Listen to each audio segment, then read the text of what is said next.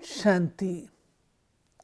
आज 15 मार्च 2017 शिव बाबा ने आज मनुष्य मत और श्रीमत दोनों में ही जो व्यत्यास वह समझाया है। हमें याद आता है बाबा ने एक पुस्तक भी छपवाई थी, मनुष्य मत और ईश्वरीय मत में महान अंतर। और उसमें बहुत स्पष्ट रूप से सारी बातें दी हुई थी।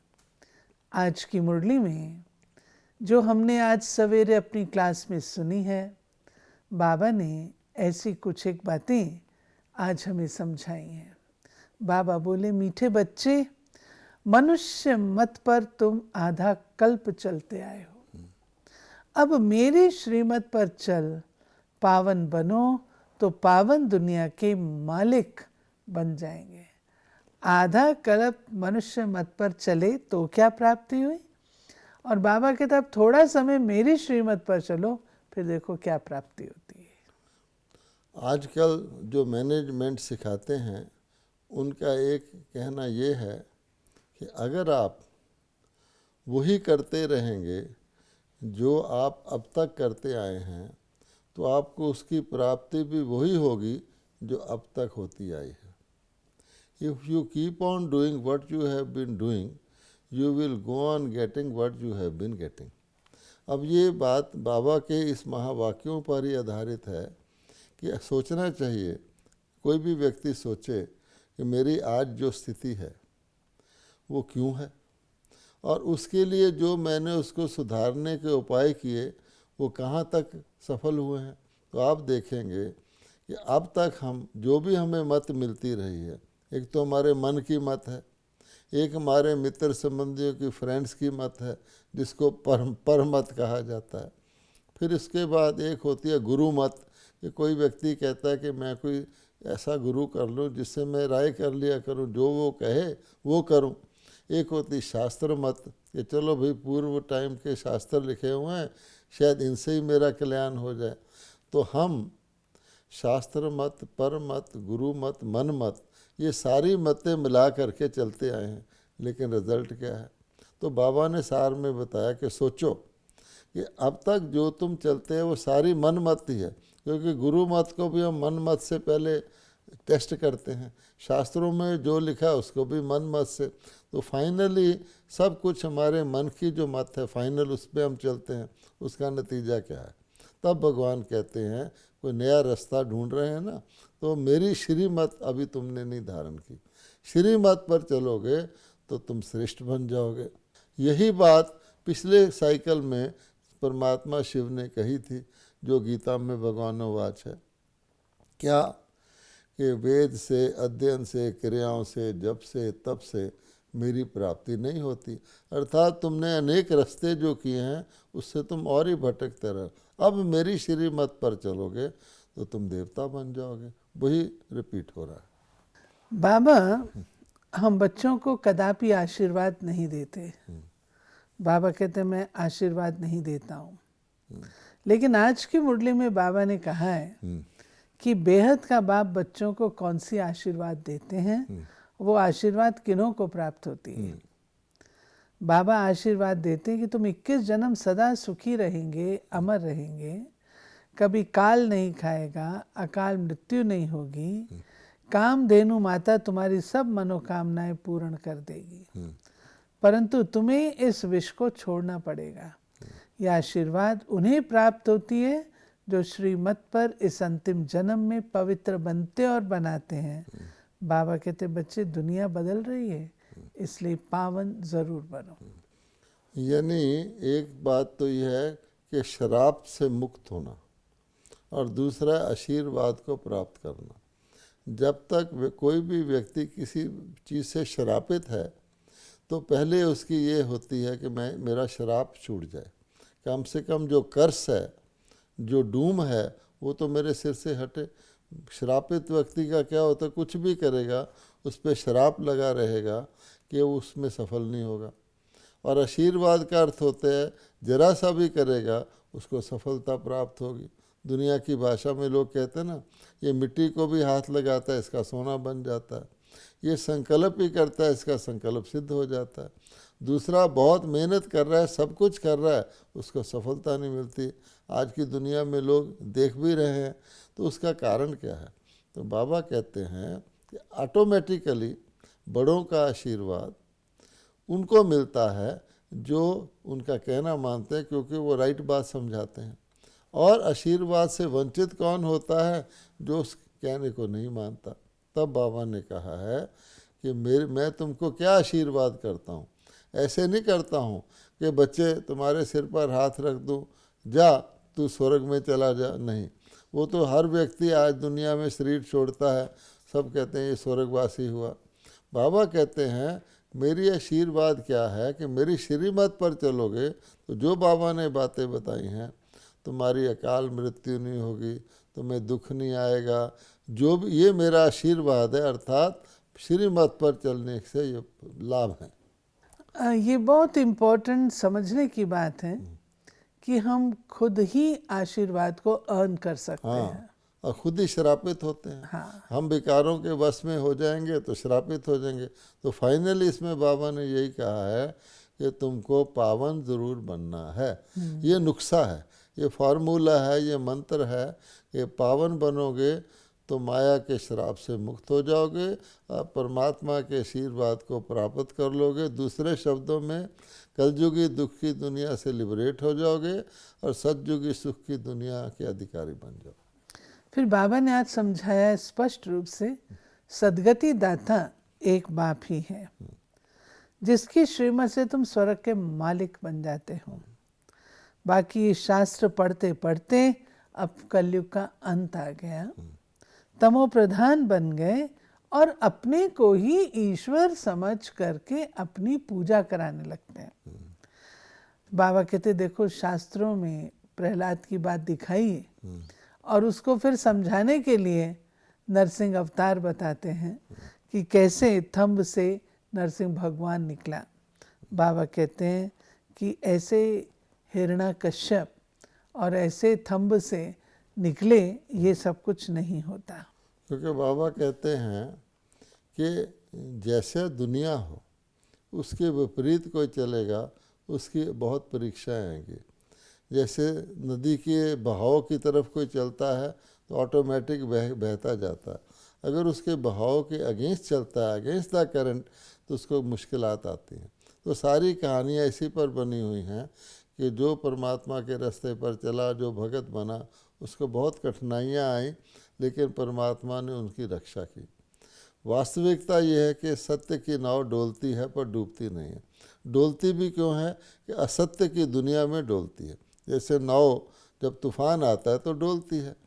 इसलिए बाबा ने बताया है कि ये जो बात है प्रहलाद की, कि उसको, वो तो परमात्मा में विश्वास करता था और हिरण्याकश उसको कह रहा था मैं भगवान हूँ, लेकिन उसको सितम देता था। उसको कॉन्फिडेंस दिखाने के लिए कि परमात्मा तेरा साथी है, ऐसे दिखा दे कि खंबे से नरसिंह निकला। वास्तविकता यह है कि फेथ की बात है, हुआ नहीं। और एक निश्चय को दृढ़ करने वाला एक वाक्य दिया गया है। फिर दूसरी बात जो राज की बाबा ने बताई है वो ये है कि मैं जब आता हूँ तो मैं वंदे मातरम कहता हूँ और ज्ञान अमृत का कलश माताओं को देता हूँ। माता गुरु बनती है और फिर बाबा कहते हैं सबकी मनोकामनाएं पूर्ण करने के निमित्त बनती है। उसका नाम रखता हूँ जगदम्बा, कामधेनु, और तुम सब ब्रह्मा कुमारियाँ उनकी बच्चियाँ हो। अब आप देखेंगे कि जो शिव बाबा ने ब्रह्मा बाबा द्वारा कार्य करवाया और जिनके माध्यम से कराया, जो सहयोगी बने हैं, परमात्मा कहते हैं कि मैं खुद नहीं करता हूँ, मैं करवाता हूँ, करण करावन हार हूँ। इसका मतलब ये नहीं है कि परमात्मा सर्वशक्तिवान है, कर नहीं सकता, लेकिन एक ईश्वरीय नियम है, उस नियम को भगवान खुद सेट करता है तो तोड़ेगा थोड़ी। कोई थानेदारी कानून तोड़ने लग जाए तो कलयुग में होता है, तो परमात्मा कहते हैं एक अटल नियम है, जो करेगा सो पाएगा। अब मैं परमात्मा अगर खुद कर लूँ तो मुझे सृष्टि चक्कर में आके उसका फल भोगने के लिए आना पड़े। इसलिए परमात्मा कहते हैं ये तुम मनुष्य आत्माएं इस नाटक में एक्टर हो, तुम कर्म करते हो और उसका फल भोगते हो, जैसा कर्म वैसा फल। तो बाबा कहते उसमें जब पिछले साइकिल में भी मैं आया था तो मैंने माताओं कन्याओं का आधार लिया था। जैसे इस साइकिल में भी परमात्मा कहते हैं दुनिया तो नहीं जानती कि मैं ब्रह्मा के द्वारा ब्रह्मा कुमारीज का आधार लेता हूँ। अब तो लोग ब्रह्मा कुमारीज को देवियाँ कहने भी लग गए हैं। तो बाबा कहते हैं वो जो देवियाँ हैं जिन्होंने मेरा सहयोग दिया वो बहुत सारी हैं। अब किसी को धन की देवी मानते हैं, किसी को बुद्धि की देवी मानते हैं, किसी को शक्ति की देवी मानते हैं, किसी को अन्नपूर्णा मानते हैं, किसी को संतोषी माँ मानते हैं। लेकिन एक ऐसी है जिसको जगत अम्बा कहा जाता है, जो माँ है, यानी जो सभी मनोकामनाएं पूर्ण करती है। धन के लिए लोग लक्ष्मी को याद करेंगे, इसीलिए सभी मनोकामना पूर्ण करने वाली को जगदम्बा कहा गया, सरस्वती, कि वो कामधेनु है। जैसे सभी कोई भी मनोकामना वो पूरी करती है। तो बाबा ने इसीलिए उसका नाम कामधेनु है। अब ब्रह्मा जी को कहा गया कि कल्प वृक्ष के नीचे बैठे हैं, कल्प वृक्ष के सृष्टि रूपी वृक्ष के रचेता हैं। जो गीता में कहा गया है ये सृष्टि एक उल्टे वृक्ष की समान है जिसका मैं बीज हूँ। अब कल्प वृक्ष के अंदर जो बैठे हैं ब्रह्मा, उसको भी कहते हैं वो सबकी मनोकामनाएं पूरी करते हैं। और सरस्वती को भी कहते हैं सबकी मनोकामना, सब मनोकामनाएं पूरी करते हैं। दुनिया में आदमी हेल्थ के लिए हॉस्पिटल जाता है, स्वास्थ्य करता है, वेल्थ के लिए दूसरी जगह जाता है, लेकिन यहाँ एक ही जगह, जैसे बीज से सब प्राप्तियाँ होती हैं, तो बीज के जो दो माध्यम हैं, माता और पिता, जिसको दुनिया भी कहती है, एडम और ईव हमारे आदि हैं, उनके द्वारा सचमुच मनोकामनाएं पूर्ण हो रही हैं। मनोकामनाएं पूर्ण करने वाला शिव बाबा है। हमने बताया ना, बाबा तो माध्यम से करेगा, बीज है, माध्यम से करेगा ना। अब कोई चीज़ भी किसी माध्यम से दी और ली जाती है। तो आप परम धाम में शिव बाबा के बिल्कुल पास रहते हैं, लेकिन आप उनसे प्राप्ति नहीं कर सकते। जैसे दो चीज़ों को कनेक्ट किया जाता है, मान लो एक बिजली का बल्ब है और उधर बिजली का करंट है, वो पावर हाउस से आ रहा है, बहुत पावरफुल है, सारे बल्ब जगा सकता है, लेकिन कौन सा बल्ब जलेगा? जो कनेक्ट होगा। तो कनेक्ट होने का मतलब साकार के द्वारा ही होंगे। अगर आम का बीज बीज ही रहे तो कोई आम खा सकता है? नहीं, तो उसको बोना पड़ता है। तो बाबा कहते हैं कर्म क्षेत्र जो है, यहाँ शरीर धारण करके ही आप लेन देन कर सकते हैं। तो शरीर धारण भगवान को भी अवतार लेना पड़ता है ताकि वो दे सके, तो ब्रह्मा और सरस्वती के द्वारा देता है। फिर बाबा ने आज ये कहा कि मैं हूँ सतगुरु, और गुरु का काम है गति सदगति देना, लेकिन मैं तुमको पार ले जाता हूँ। वो गुरु तुमको पार नहीं ले जा सकते, क्योंकि जानते ही नहीं है जाना कहाँ है। भले मनुष्य जहाँ तहाँ माथा टेकते हैं, परंतु बाबा कहते हैं कोई भी स्वर्ग धाम में, मुक्ति धाम में वापस नहीं आता, सब यहीं पुनर्जन्म लेते हैं। मैं आकर के ही केवल तुम्हें लिबरेट कर सकता हूँ। ये एक बहुत बहुत बहुत समझने की चीज़ है। व्यक्ति की प्राय आदत होती है उससे जो बड़ा है उसका वो सम्मान करता है, और आजकल तो सिपाही को थानेदार कह के लोग अपना काम निकालते हैं, जिसको कहते हैं ओवर स्टेटमेंट। तो लोगों ने इसीलिए भगवान भी कहना शुरू कर दिया। लेकिन बाबा कहते हैं जिनको हम गुरु कहते हैं, गुरु का काम होता है वापस ले जाना, सदगति करना, इस पार से उस पार ले जाना। तो इस दुनिया में तो इस पार उस पार नहीं है, इस संसार से परम धाम में ले जाना, वो कहते हैं उस पार ले जाना। तो बाबा कहते हैं गुरुओं को तो छोटे धर्म स्थापक हैं, क्राइस्ट है, बुद्ध है, मोहम्मद है, वो भी पार नहीं ले जाते, बल्कि ऊपर से आत्माओं को नीचे लाने के निमित्त बनते हैं। उनके धर्म की आत्मा नीचे आके उनकी जनसंख्या बढ़ाती है। तो बाबा कहते हैं वापस कौन ले जाता है आत्मा को, वो मेरा काम है। इसलिए परमात्मा को ही लिबरेटर, सदगति दाता, सतगुरु, पार ले जाने वाला, पार करने वाला नैया कहा जाता है। बाप देता है स्वर्ग का वर्षा, तो हम बाप के वारिस ठहरे, तो जरूर हम स्वर्ग में होने चाहिए। फिर अभी नरक में क्यों? बाबा कहते हैं अपने से प्रश्न पूछो कि परमात्मा स्वर्ग का रचयिता, सुख देने वाला, तो उसकी हम संतान, तो हम नरक में क्यों बैठे हैं? ज़रूर हमारा कनेक्शन कटा हुआ है, हम भूल के भटक गए हैं। फर्दर बाबा बोले हैं, श्री कृष्ण कोई सबका बाप नहीं है, याद एक को ही करना है, अनेकों को याद करना माना भक्ति मार्ग। एक बाप को याद करेंगे तो अंतमते सो गति हो जाएगी। एक बाप की श्रीमत गाई हुई है, न कि अनेक गुरु गोसाइयों की। क्योंकि अनेकता जहाँ होगी वहाँ सत्य नहीं हो सकता, भटकन होगी। सत्य एक है, परमात्मा एक है। इसीलिए कहा जाता है सत्य ही ईश्वर है, ईश्वर ही सत्य है। अगर ईश्वर सत्य है और सत्य ईश्वर है, तो उसकी श्रीमत के अलावा बाकी जितनी भी मतें होंगी वो सत्य तो नहीं हो सकती। सत्य से ज़रा सा भी कोई डेविएट कर जाए, यहाँ से किसी ने चंद्रमा में रॉकेट भेजना हो, उसका ज़रा सा भी मामूली सा भी ट्रेजेक्ट्री चेंज हो जाए, तो वो क्या होगा कि शनि, बृहस्पति की बजाय शनि पर पहुंच जाएगा। तो बाबा कहते हैं सत्य तो सत्य ही है, और वो सत्य मैं बताता हूँ, मैं ही बता सकता हूँ, क्योंकि परमात्मा ही तीनों कालों को जानते हैं, इसलिए मैं सदगति दाता हूँ। फिर बाबा ने आज ये भी स्पष्टीकरण दिया है कि लोग तो कह देते हैं भगवान नाम रूप से न्यारा है, लेकिन नाम रूप से न्यारी तो कोई चीज़ होती ही नहीं है। मेरा अपना नाम भी है और मेरा अपना रूप भी है।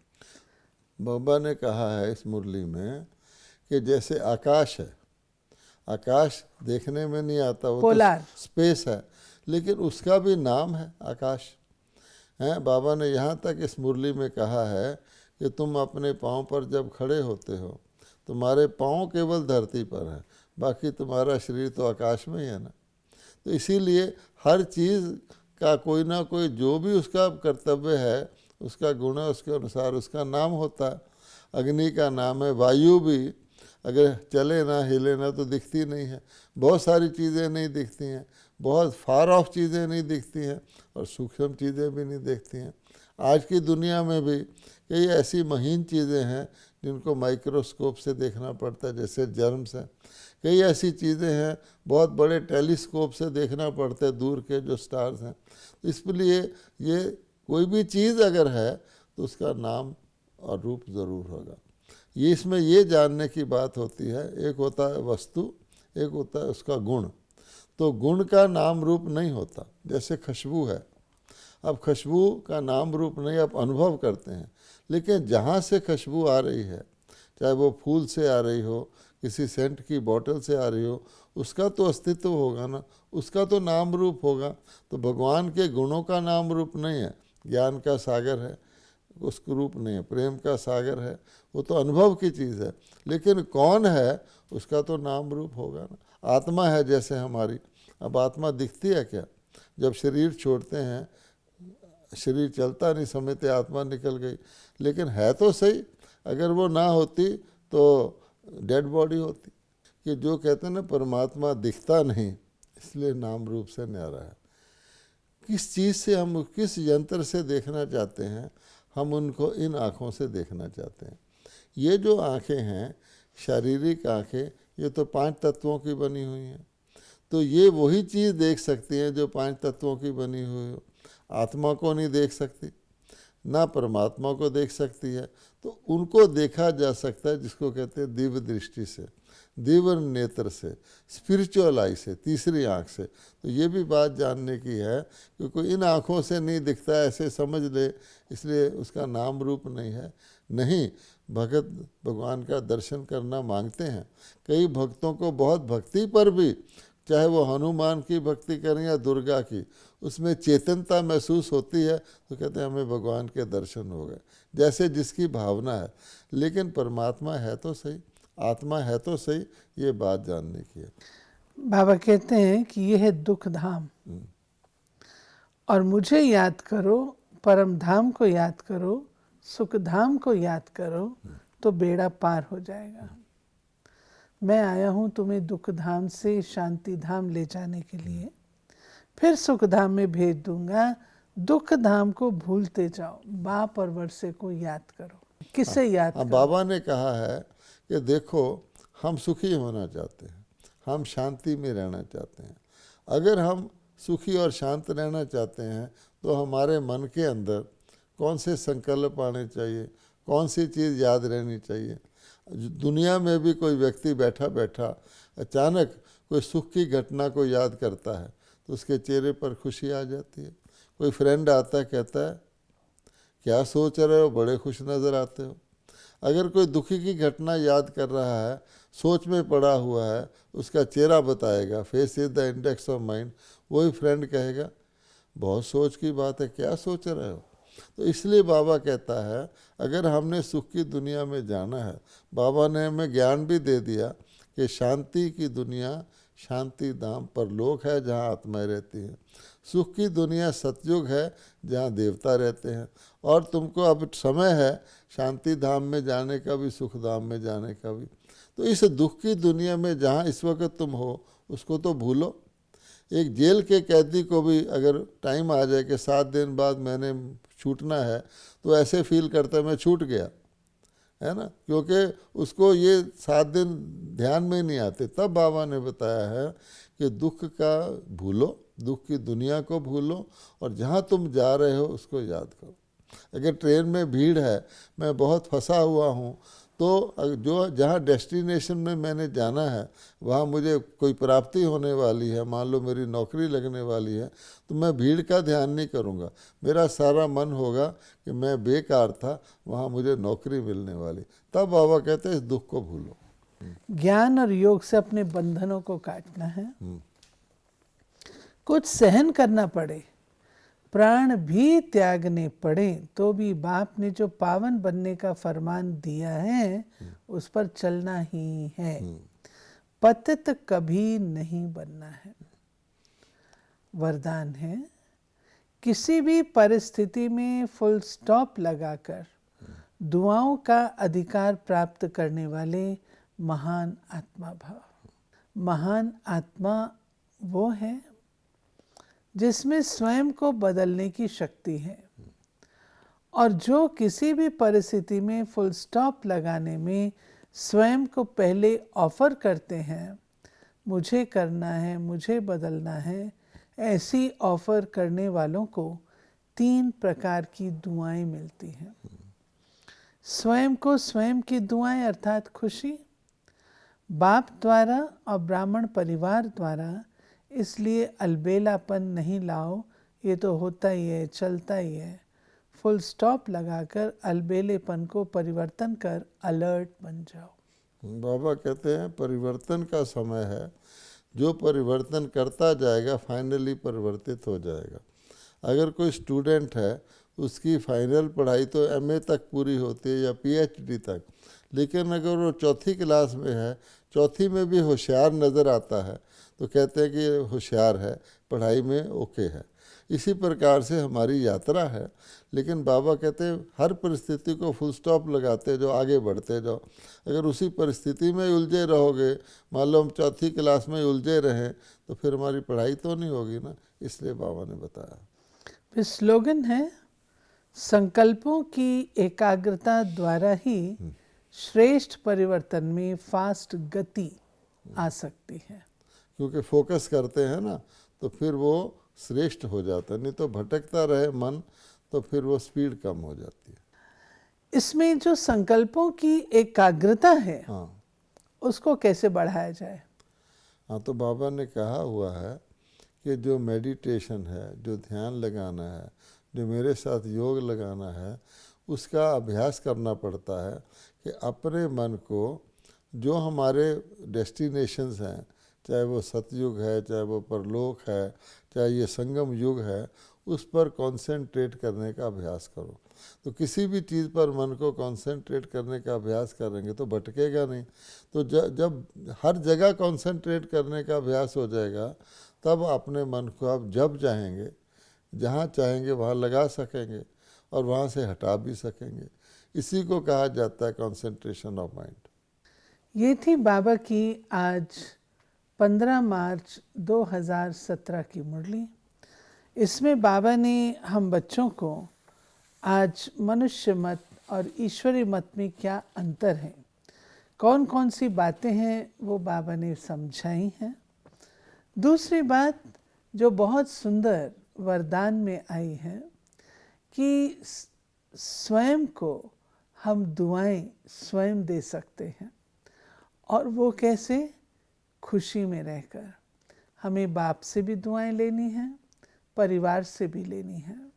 इसलिए सदा अपनी श्रेष्ठ वृत्ति को बनाकर रखेंगे तो दुआओं के पात्र बन सकते हैं।